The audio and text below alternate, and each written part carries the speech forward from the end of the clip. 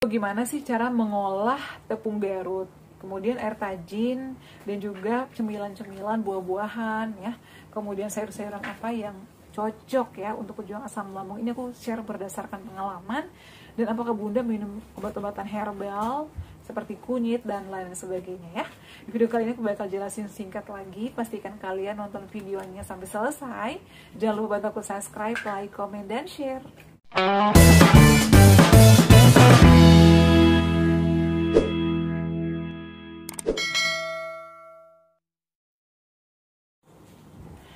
Assalamualaikum warahmatullahi wabarakatuh. Halo semuanya, kembali lagi di channel aku, Adeva dan Bunda. Gimana kabarnya nih? Semoga semuanya sehat selalu ya. Di video kali ini aku akan kembali share ya pengalaman aku dan juga menjawab beberapa pertanyaan kalian ya terkait asam lambung, GERD, anxiety. Dan buat kalian nih pejuang asam lambung, tetap semangat, yakinkan ke diri kalian pasti sembuh, badai pasti berlalu ya. Jadi kalau nggak usah takut, nggak usah khawatir, semuanya akan baik-baik aja ya. Itu adalah hanya sensasi yang bersifat sementara. Jadi kalau misalnya kita disiplin menerapkan 3P, insya Allah pasti cepat juga untuk pemulihannya ya.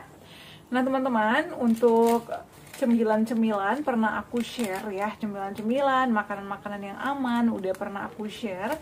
Tapi masih banyak yang nanya ya, Bun boleh nggak sih kita konsumsi energen? Kalau energen ini sih menurut aku aman ya. Aku tuh seringnya beli energen yang rasa kacang hijau ya, biasanya juga rasa vanila. Kalau mau rasa coklat juga nggak apa-apa ya, sesuai dengan selera kita aja. Nah biasanya nih aku kalau misalnya lagi malas banget ngemil yang lain-lain ya, aku biasanya seduh oat milk aja 3 sendok atau 4 sendok, kemudian aku tambahkan 1 sendok energen, aku aduk, itu enak ya. Tapi kalau misalnya lagi nggak ada energen, bisa dikasih madu ataupun bisa dikasih kurma. Jadi sebenarnya sih sesuai selera kita aja. Nah jadi kalau misalnya aku lapar di malam hari ini, aku selalu sedia oat milk dan juga energen. Kemudian jangan lupa termos panas ya di dekat tempat tidur kita, karena kalau misalnya kita kelaparan, biasanya kan tiba-tiba terbangun di malam hari, keringatan, asam lambung kita naik. Aku tuh biasanya kalau terbangun tengah malam kayak mimpi buruk itu ya, karena kita itu identik dengan overthinking. Jadi hal-hal yang kita lakukan di siang hari atau di pagi hari, kita melihat yang seram-seram ya, itu nanti biasanya ke bawah mimpi. Jadi agar kita nggak sering mimpi buruk, agar kita nggak selalu terbangun di tengah malam, kita harus melakukan hal-hal yang menyenangkan di pagi dan siang hari sampai sore. Kemudian kita bisa melakukan yoga kualitas tidur ya. Biasanya aku lakukan itu 5 menit sebelum tidur malam teman-teman. Nah kemudian selain oat milk juga kalian bisa konsumsi cemilan-cemilan yang lain seperti biskuit gandum, go potato, atau juga biskuit bayi. Itu aman sih ya sama aku pada saat itu. Nah kemudian selain itu juga kalau misalnya susu almond bisa ya. Kemarin itu ada yang request susu almond apa Bun yang cocok. Kalau aku sih susu almond yang mana aja bisa kalian beli di supermarket seperti di Indomaret, itu juga menurut aku sih aman ya, nggak ada masalah. Tapi cara yang harus kita terapkan atau cara yang tepat itu adalah biasanya nih kita harus setelah makan dulu ya, 2 jam atau 1 jam setelah makan. Sama halnya dengan susu kedelai, aku tuh lebih senang susu kedelai yang mereknya Visoy atau juga susu kedelai yang kita beli di abang-abang ya. Itu juga menurut aku aman. 7 kurma juga aman sama aku. Kemudian aku juga sering konsumsi susu SR Gomilko ya, ini juga aman. Kemudian cemilan-cemilan yang lainnya Bun gimana? Aku tuh dulu sering banget ya buat cemilan-cemilan aku, entah itu terbuat dari tepung tapioka ya, kemudian terbuat dari tepung maizena, terbuat dari bahan-bahan yang aman tentunya, dari tepung gandum ataupun dari sagu. Itu juga aman sih sama aku pada saat itu. Jadi untuk video-video makanan aku udah lama nggak share ya, karena aku tuh saat ini lagi banyak banget kesibukan, dan juga untuk cuaca saat ini lagi panas-panasnya. Jadi kita tuh harus tetap menjaga ya pola hidup sehat, menerapkan olahraga juga. Kemudian kita harus minum seringnya agar kita nggak kekurangan cairan, agar kita nggak kekurangan nutrisi, dan juga nggak kekurangan vitamin mineral ya tentunya ya. Kemudian juga tadi ada yang nanya ya, Bunda gimana cara mengolah tepung Garut. Jadi Untuk olahan tepung Garut ini sebenarnya udah banyak banget ya di channel YouTube aku. Link pembeliannya juga udah aku cantumkan kalau yang mau samaan dengan aku ya. Jadi tepung Garut ini no gluten ya. Jadi menurut aku aman sih, karena aku tuh konsumsinya jangka panjang ya, 2 tahunan. Karena memang itu bagus ya untuk melindungi dinding lambung kita. Itu dia teksturnya itu halus, lembut. Untuk bayi juga aman dikonsumsi itu. Biasanya aku konsumsinya itu 3 kali sehari, 30 menit sebelum makan nasi ya. Jadi untuk melapisi atau melindungi dinding lambung kita ya, karena aku itu ada radang ya teman-teman di dinding lambung aku. Kemudian untuk teksturnya itu menurut aku lembut, dan juga diperhatikan pada saat mengolahnya harus matangnya. Kalau misalnya nggak ada air mendidih banget, bisa dimasak ya. Ambil 2 sendok tepung Garut atau 1,5 sendok, kemudian dilarutkan terlebih dahulu ke dalam air. Airnya ini air biasa dulu ya teman-teman. Jika misalnya sudah larut ya dalam air, lalu tambahkan air yang mendidih banget. Biasanya aku langsung dari dapur ya, atau dari kompor, langsung aku seduh. Kemudian diaduk-aduk, itu nanti bakalan jadi kayak bubur gitu ya.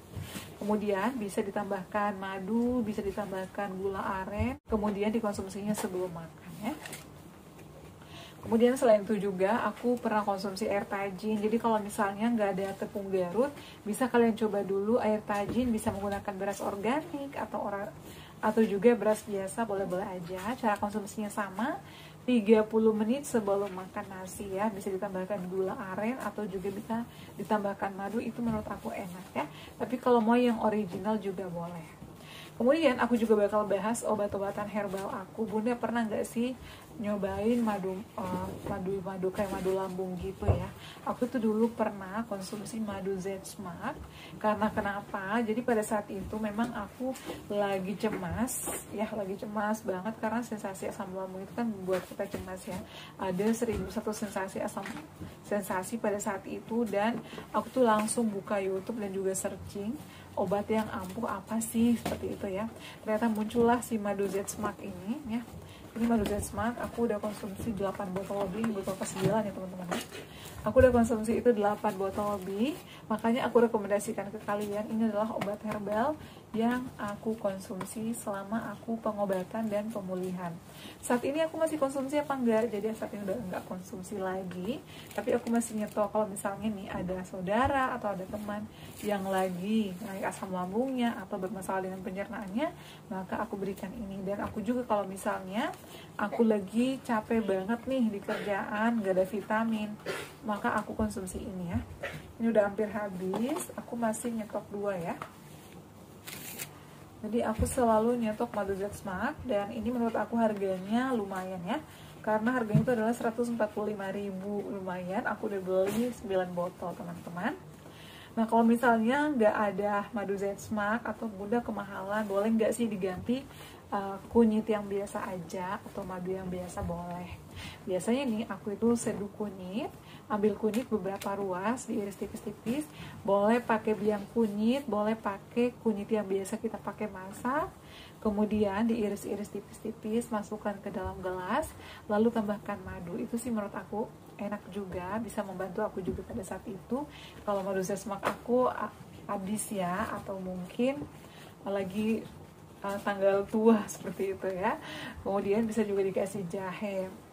Jadi cara seperti itu. Bisa juga digeprek dulu, cuci bersih ya, geprek, kemudian masukkan ke dalam panci atau wadah, lalu direbus. Kalau udah mendidih ya, biasanya aku masaknya itu sekitar 5-7 menit. Kalau udah mendidih, udah matang, baru aku masukkan ke gelas, tunggu dingin, baru aku konsumsi.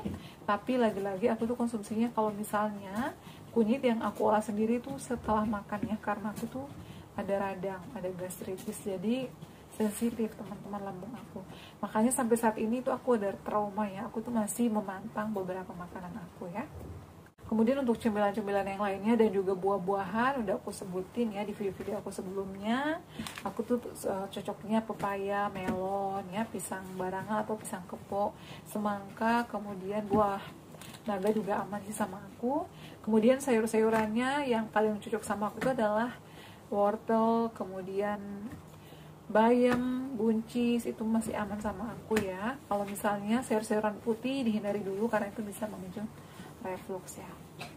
Ya, seperti itu sih ya. Jadi masih banyak banget yang nanya obat-obatan herbal aku, apa-apa aja yang aku konsumsi, cara makan aku. Jadi harus kita jaga ya polanya. Nanti insya Allah next video aku bakal buatin lagi video jam makan aku ya. Aku tuh belum sempat aja, aku bakal tulis di kertas jam segini aku makan, aku istirahat, aku tidur malam ya, ngapain aja seharian. Sebenarnya sih kemarin udah aku buat ya video Eda in my life, tapi itu hanya sebagian besar aja. Masih banyak hal-hal yang lain yang aku lakukan ya, seperti bikin kue dan lain sebagainya ya. Jadi kita tuh harus melakukan hal-hal yang menyenangkan agar sensasi itu ya tidak sering muncul, dan juga agar overthinkingnya menjauh. Ya seperti itu tips dari aku ya. Semoga lekas sembuh juga kalian, bisa aktivitas lagi seperti sedia kala ya. Aku tuh saat ini gampang banget capek karena cuaca DKI itu benar-benar luar biasa panasnya, banyak kejadian, dan kerjaan aku juga banyak banget. Makanya aku tuh jarang balas komentar kalian, tapi kalau misalnya sekalinya aku buka nih, aku pasti langsung buatin video. Jadi kalian pantangin terus channel aku ya.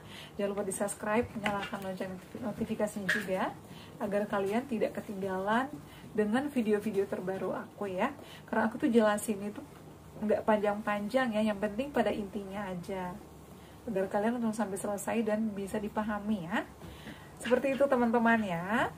Oke ya, terima kasih yang selalu setia nonton video-video aku, dan semoga kalian juga lekas sembuh. Assalamualaikum warahmatullahi wabarakatuh. Sampai ketemu lagi di video-video aku selanjutnya. Bye.